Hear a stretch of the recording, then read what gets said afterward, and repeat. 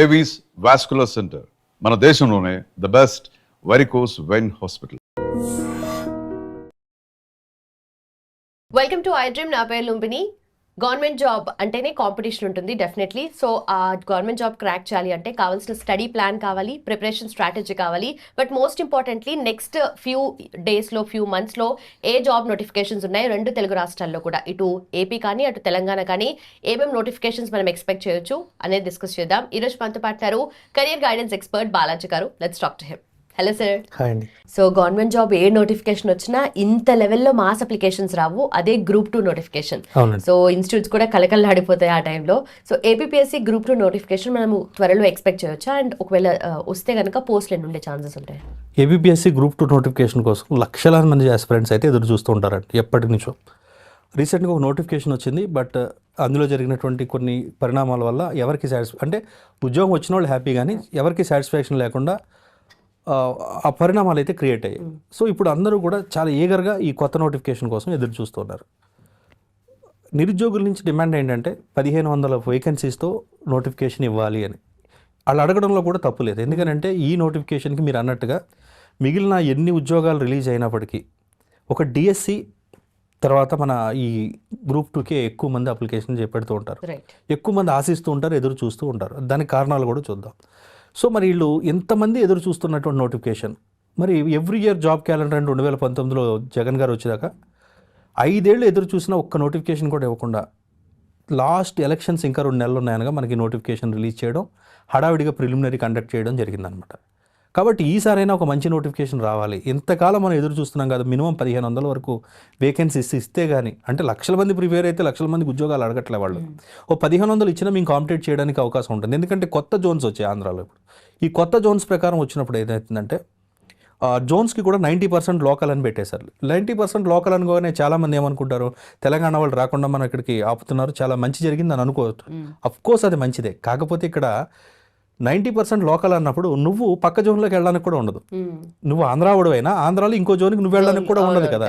అప్పుడు వేకెన్సీస్ అనేటువంటి తక్కువ పడితే అంతకుముందు కంటే ఇప్పుడు లాస్ అయ్యేటువంటి ఛాన్స్ ఉంది. కాబట్టి ఇప్పుడు 1500 వేకెన్సీస్ అడుగుతున్నారు, డిమాండ్ చేస్తున్నారు. ఖచ్చితంగా ప్రభుత్వం ఇచ్చి వాళ్ళని ఆదుకోవాలి 100%.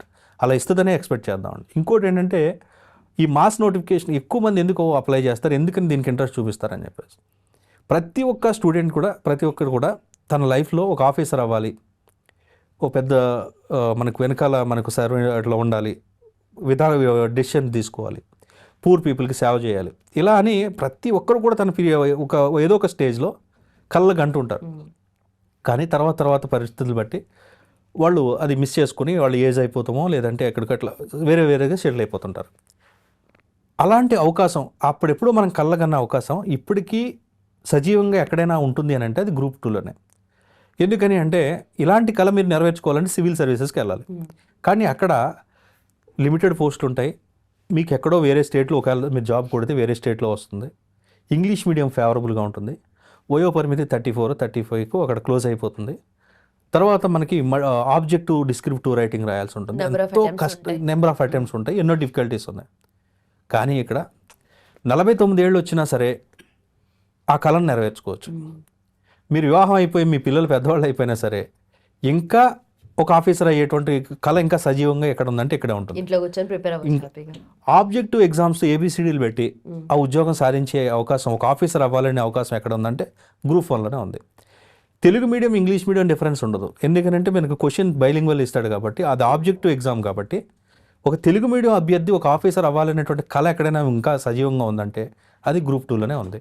ఒక కానిస్టేబుల్ స్థాయి ప్రిపరేషన్, ఒక సాధారణ డిగ్రీ, మళ్ళీ ఎక్స్ట్రా డిగ్రీలు పీజీలు ఏం అవసరం లేకుండా డిగ్రీ అర్హతతో కొట్టాలి, ఒక ఆఫీసర్ అవ్వాలని నువ్వు ఎప్పుడైతే కలగన్నావు చిన్నప్పుడు, అది నెరవేర్చుకోవాలంటే ఈ గ్రూప్ 2 తోటే ఛాన్స్ ఉంది. కాబట్టి మహిళలు మ్యారేజ్ అయిపోయినటువంటి వాళ్ళు ఇప్పటికీ ఏదైనా ఒక జాబ్ సాధించాలి, ఒక ఆఫీసర్ అవ్వాలి అనేటువంటిది ఓ 48 ఇయర్స్ 49 ఇయర్స్ వచ్చేసినా సరే ఇంకా ఛాన్స్ ఉందంటే అది గ్రూప్ 2లోనే ఉంది. కాబట్టి ఇక్కడ మీరు డిఎస్సి చూసుకున్నారనుకోండి, కేవలం B.Ed రాసిన వాళ్ళే ఎలిజిబుల్ అవుతారు. కానిస్టేబుల్ పోలీసు ఉద్యోగాలకు చూసుకుంటే తక్కువ వయసు ఉండాలి, మరి దానికి తగ్గ ఎత్తు పరిణామం అన్నీ ఉండాలి. ఇక్కడ వయసు చాలా ఎక్కువ ఉంది. నీకు హైట్ వెయిట్ ఒక మన ఎక్సైజ్ ఎస్ఐకి తప్ప మిగిలిన వాటికి హైట్కి వెయిట్కి సంబంధం లేదు. తెలుగు మీడియం అయినా పర్వాలేదు. ఇన్ని ఫేవరబుల్ కండిషన్స్ ఉండి ఒక ఆఫీసర్ నీకు అవకాశం ఏదైనా మిగిలి ఉంది అని అంటే అది కేవలం గ్రూప్ 2 మాత్రమే. ఓకే. అందుకని ఈ గ్రూప్ 2 నోటిఫికేషన్కి లక్షలాది మంది అప్లై చేస్తుంటారు, లక్షలాది మంది ఎదురు చూస్తూ ఉంటారు. ఇంకొక విషయం ఏంటంటే ఈ గ్రూప్ 2 విషయంలో అన్యాయం జరిగితే ఆ ప్రభుత్వాలని నెక్స్ట్ తొక్కేస్తూ ఉంటారు కూడా. మీకు అది అబ్జర్వ్ చేయట్లేదు ఎవరైనా. ఎన్ని ఉద్యోగాలైనా ఇవ్వండి, గత ప్రభుత్వం చూసుకోండి, రాగానే 1,00,000 ఉద్యోగాలు గ్రామ వార్డు సచివాలయం ఇచ్చి రికార్డు సృష్టించింది. కానీ ఒక 1000 గ్రూప్ 2 నోటిఫికేషన్ ఇవ్వాలి. పరిణామం ఏమైందో చూడండి. అలా ఈ గ్రూప్ 2 అనేటువంటిది చాలా పెద్ద విషయం అనమాట. లక్షలాది మంది ప్రతి ఒక్క ఆస్పిరెంట్ ఎదురు చూస్తూ ఉంటాడు. All kind of people, youngsters నుంచి మిడిల్ ఏజ్ వరకు కూడా ఎదురు చూస్తుంటారు.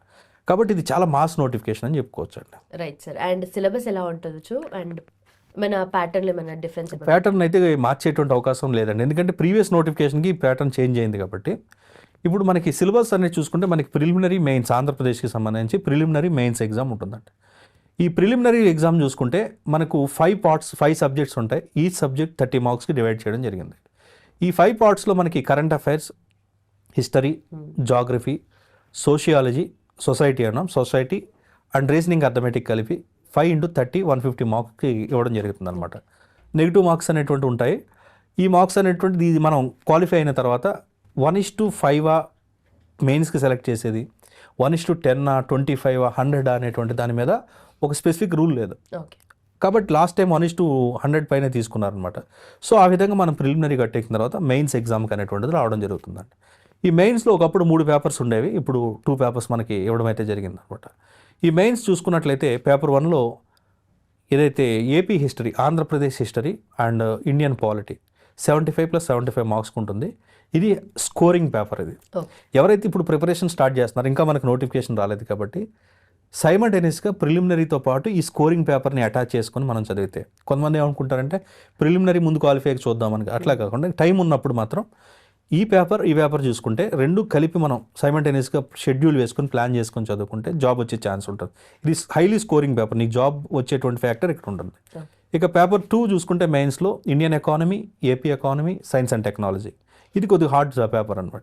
ఈ పేపర్స్ మీరు ప్రిపేర్ అయినట్లయితే జాబ్ వచ్చేటువంటి ఛాన్స్ ఉంటుంది. మీరు కళ్ళగనేటువంటి executive officer, non executive officer, deputy tahsildar, municipal commissioner, excise SI, ACTO, ఇట్లా ఎన్నో ఉద్యోగాలు రావాలని కళ్ళగనుకుంటారు కదా.